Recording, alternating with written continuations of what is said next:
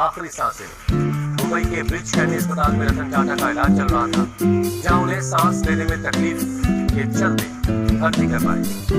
आज रतन टाटा का पार्थिव शरीर नरीमन पॉइंट के national centre for the performing arts में रखा जाएगा। रतन टाटा के निधन पर महाराष्ट्र सरकार ने आज मुंबई में सभी सरकारी कार्यक्रम रद्द करने का ऐलान कर दिया है। साथ ही राजकीय सम्मान के साथ रतन टाटा का अंतिम संस्कार करने का फैसला भी लिया गया है। रतन टाटा का पार्थिव शरीर कल देर रात ब्रीच कैंडी अस्पताल से उनके कोलाबा स्थित घर लाया गया, जहां से आज नरीमन पॉइंट उनका पार्थिव शरीर लाया जाएगा। इस बीच झारखंड सरकार ने भी रतन टाटा के निधन पर एक दिन के राजकीय शोक का ऐलान किया है। पीएम मोदी, राष्ट्रपति द्रौपदी मुर्मू समेत देश के दिग्गज नेताओं ने रतन टाटा के निधन पर शोक जताया। रिलायंस इंडस्ट्रीज के चेयरमैन मुकेश अंबानी और अडानी ग्रुप के चेयरमैन गौतम अडानी ने भी रतन टाटा के निधन पर शोक जाहिर।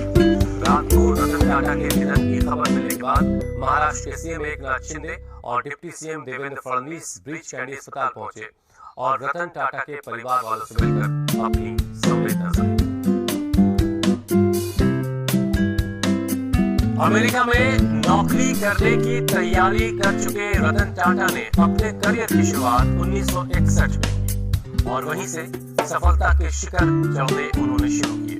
रतन टाटा ने करियर की शुरुआत जमशेदपुर में टाटा स्टील प्लांट के साथ की। शुरुआत में रतन टाटा प्लांट में चूने पत्थर को भट्टियों में डालते थे। 1970 में उन्होंने एक मैनेजर अपना रखा नालको का और इस तरह से नालको का काया पलट कर दिया। 1991 में रतन टाटा ने टाटा ग्रुप की कमान संभाली। टेटले, फोर्ड के ब्रांड जगुआर और लैंड रोवर, कोरस जैसी इंटरनेशनल कंपनियों का अधिग्रहण किया। इससे पहले इंडिका और नैनो जैसी कार लॉन्च करके टाटा मोटर्स के दायरे का भी विस्तार किया।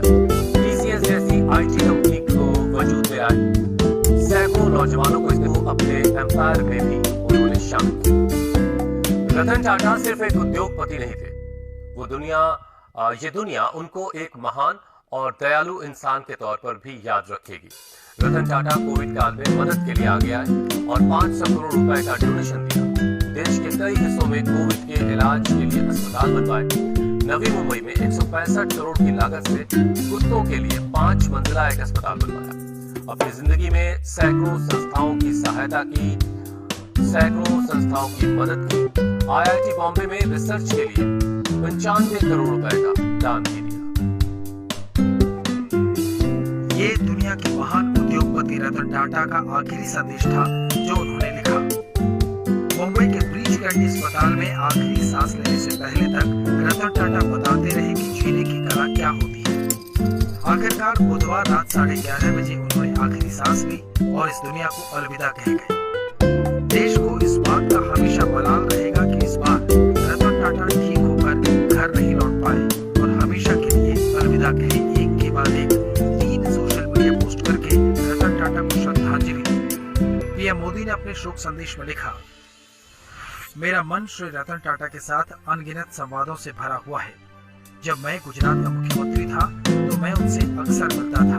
हम विभिन्न मुद्दों पर विचारों का आदान प्रदान करते थे। मुझे उनका दृष्टिकोण बहुत समृद्ध लगा। जब मैं दिल्ली आया तो ये बातचीत जारी रही। उनके निधन से बेहद दुख हुआ। इस दुख की घड़ी में मेरी संवेदनाएं उनके परिवार, दोस्तों और प्रशंसकों के साथ हैं। ओम शांति। पीएम मोदी ने अलग अलग मौकों पर उनके साथ हुए अनुभवों को तस्वीरों के साथ सोशल मीडिया पर शेयर किया।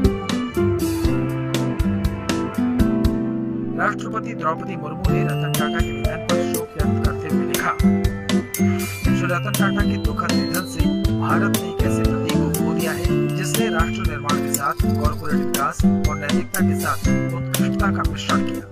पद्म विभूषण और पद्म भूषण से सम्मानित उन्होंने महान टाटा विरासत को आगे बढ़ाया और इसे और अधिक प्रभावशाली वैश्विक उपस्थिति प्रदान की।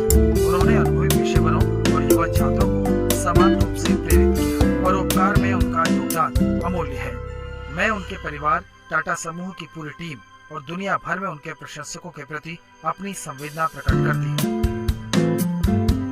रतन दृष्टि वाले व्यक्ति थे। उन्होंने व्यापार और परोपकार दोनों पर अमिट छाप छोड़ी है। उनके परिवार और टाटा समुदाय के प्रति मेरी संवेदना है। रतन टाटा के निधन की खबर मिलते ही महाराष्ट्र के मुख्यमंत्री एकनाथ शिंदे ब्रीच कैंडी अस्पताल पहुंचे और उनके परिजनों से मुलाकात की। हर्षवर्धन ने कहा कि भारत ने एक रत्न खो दिया है। आज रतन टाटा के पार्थिव शरीर को